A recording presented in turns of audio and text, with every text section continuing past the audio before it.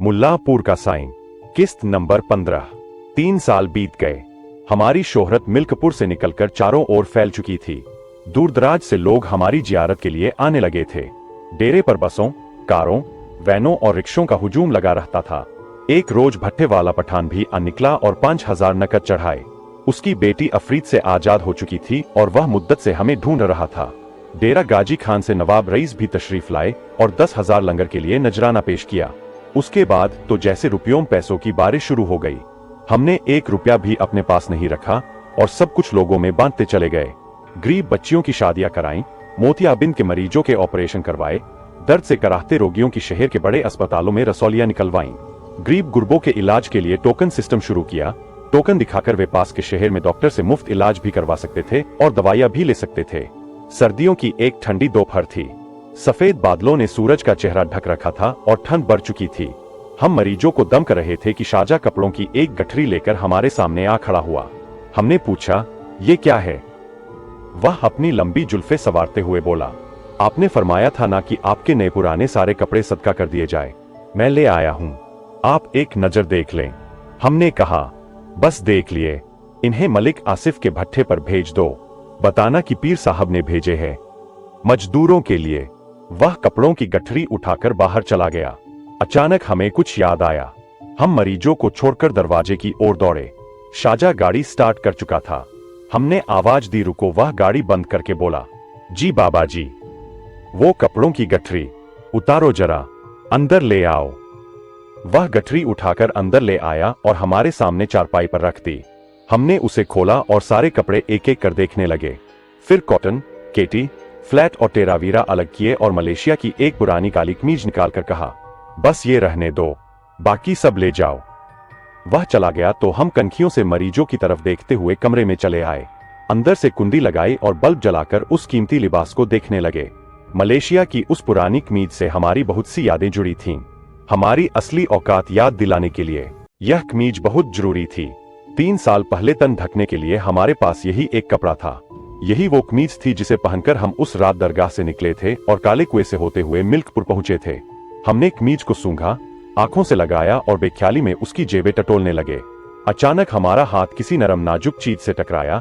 एक मखमली सी पोटली मिली। उसके साथ एक सुनहरी डोर बंधी हुई थी। हमने तजस्सुस से उसे खोला तो अंदर से चांदी की चमकती हुई छाप निकल आई। हमारा दिल जोर से धड़क उठा और हम उस छाप को हाथों में लेकर गौर से देखने लगे। यादों के सहरा से ठंडी हवा का एक झोंका हमें छूकर गुजर गया। रुखसाना, क्या वह एक शराब थी या महज एक ख्वाब जिसे हमने जागती आंखों से देखा और फिर सो गए?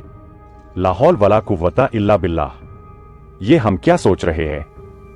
एक औरत का ख्याल भी हमारे दिल में कैसे आ गया? अल्लाहुम्मा इन्नी औजुबिका मिन फितनते निसा। हमने अंगूठी वापस कमीज की जेब में रखी और बाहर आ गए। चारपाई पर बैठे मरीज हमें देखकर खुशी से चमक उठे। हम दम करने की नीयत से एक मरीज के पास जा खड़े हुए। उसे जिन्नात का वहम था। वह कहने लगा, ऐसा चिपका है कि जान ही नहीं छोड़ता, निढाल कर दिया मुझे तो। हमारे मुंह से बेइख्तियार निकल पड़ा, चलने का हौसला नहीं, रुकना मुहाल कर दिया। इश्क के इस सफर ने तो मुझको निढाल कर दिया। वह हैरानी से हमें देखने लगा। हम भी हैरानी से उसे देखने लगे और कहा, जो दश्ते इश्क में बिछड़े वो उम्र भर ना मिले। यहां धुआं ही धुआं है, करीब आ जाओ। कुछ समझ नहीं आ रहा था कि हम होश में हैं या दीवाने हो चुके हैं, किसी से बातें कर रहे हैं या खुद से ही बुदबुदा रहे हैं। सिर्फ एक मुलाकात हुई थी उससे, बस एक मुलाकात। उस दिन यह छाप हमने उसे क्यों नहीं पहनाई थी? हमने ख्यालों को झटका और दूसरे मरीज की ओर मुड़े। उसका जिगर जवाब दे चुका था और बचने की कोई उम्मीद नहीं थी। वह बोला, घबराहट होती है साईं। हमने उसके सीने पर थपकी दी और कहा, तूलिश बेफिराक से घबरा ना है जिगर। ऐसी भी कोई शाम है जिसकी सेहर नहीं। क्या हमारे इश्क की भी कोई सेहर होगी? वह बोला, जी। हम चौंक पड़े और कहा, कुछ नहीं, अल्लाह पाक शिफा देगा, अब जाओ। हम जितना ख्यालों को झटकते उतने ही सवाल दिमाग को जकड़ते जा रहे थे। हम उससे दोबारा मिलने क्यों नहीं गए? हमें यह छाप पहनानी चाहिए थी। कम से कम एक मुलाकात तो करनी चाहिए थी। एक मुलाकात जो शायद बहुत जरूरी थी। रुखसाना ठंडी हवा के झोंके की तरह हमारे चारों ओर नाच रही थी। हम महफिल में खड़े थे मगर यादों के सहरा में भटक रहे थे। बुखार जान नहीं छोड़ रहा जी। दुआ कर दे सरकार। हम आंखें बंद किए दम कर रहे थे, मगर लाइन मालिक की बजाय कहीं और जुड़ रही थी। लोहिमजार पर आंखें बंद किए वह दुआ कर रही थी और हम स्तंभ के पीछे छुपकर उसे देख रहे थे। डॉक्टर कहते हैं अपेंडिक्स है। घड़ी घड़ी पेट में मरोड़ उठती है जी। हम चौंक कर बोले, कौन सी घड़ी? हम यहां मौजूद कब थे? हम तो किसी आलीशान हवेली के आंगन में किसी की संगमरमर सी कलाई पर घड़ी पहना रहे थे। दम की हुई घड़ी है, इससे तुम्हारी हिफाजत होगी। जिन्नात इसकी टिक टिक से दूर भागेंगे। हम मरीजों को छोड़कर नलके की ओर गए। मलिक फैसल ने हमें वुजू कराया। हमने कहा, कमरे में मुसल्ला बिछा दो, हम नवाफिल पढ़ेंगे। कमरा बंद किया तो बख्शू के कैद खाने में पहुंच गए। सामने ही शैतान हाथ जोड़े खड़ा था। वह अब उस अफरीद से आजाद हो चुकी है। मैंने उसके मां बाप से कह दिया है कि उसका निकाह कर दो। एक लड़के को पसंद करती है वह। होश में आते ही उसी का नाम ले रही थी। हम मुसल्ला बिछाने लगे तो हर तरफ से एक ही आवाज आने लगी, भोले मत बनो इमाम साहब, वह तुम्हारा नाम ले रही थी। भोले मत बनो इमाम साहब, वह तुम्हारा नाम ले रही थी। हमने नमाज का इरादा छोड़ दिया। क्या फायदा उस नमाज का जो पढ़ी जाए और सजदे में किसी और का ख्याल हो। हमने मुसल्ला समेटा और मलेशिया की कमीज से छाप निकालकर बैठ गए। शायद आज भी कोई हमारा इंतजार कर रहा हो। हम बाहर निकल आए। सूरज निकल चुका था और मौसम की ठंडक कुछ कम हो गई थी। आंगन में मरीजों की भीड़ पहले से ज्यादा थी। हमने आसमान की ओर देखा और बुदबुदाए, 2 दिन की छुट्टी चाहिए मालिक, बस 2 दिन की।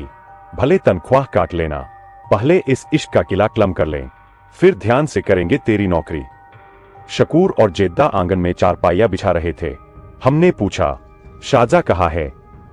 वे अदब से खड़े हो गए। हम जोर से बोले, शाहजा कहाँ है?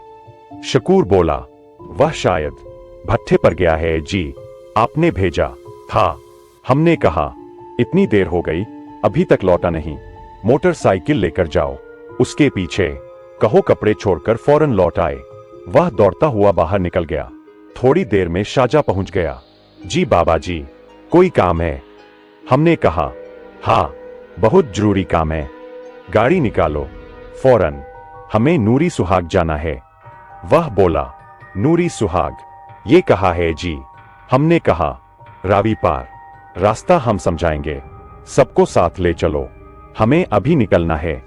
वह जल्दी से दूसरे अहाते में गया और साथियों को आवाज देने लगा, असल सज्जो, जेदे, पीर साई रावी पार जा रहे हैं, गाड़ी तैयार करो जल्दी।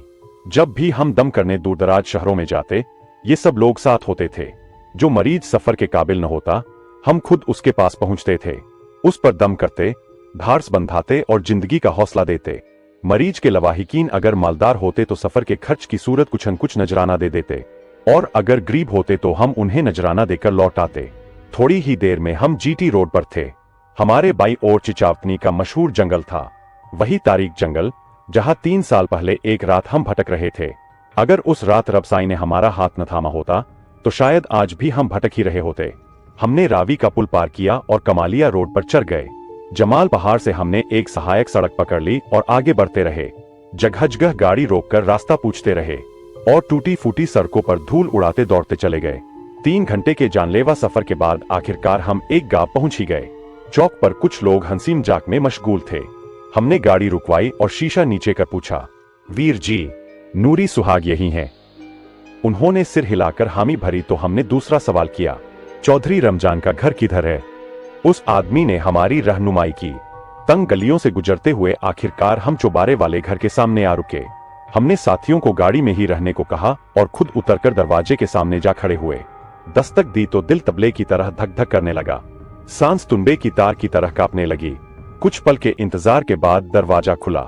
एक कमसिन नौकर ने झांक कर पूछा, कौन? हमने कहा, चौधरी साहब को बुलाइए, कहिए साईं सल्लू आए हैं मिल्कपुर से। थोड़ी ही देर में चौधरी रमजान दौड़ता हुआ आ गया। एक नजर गाड़ी पर डाली और साईं सरकार कहते हुए सीधे हमारे कदमों में गिर पड़ा।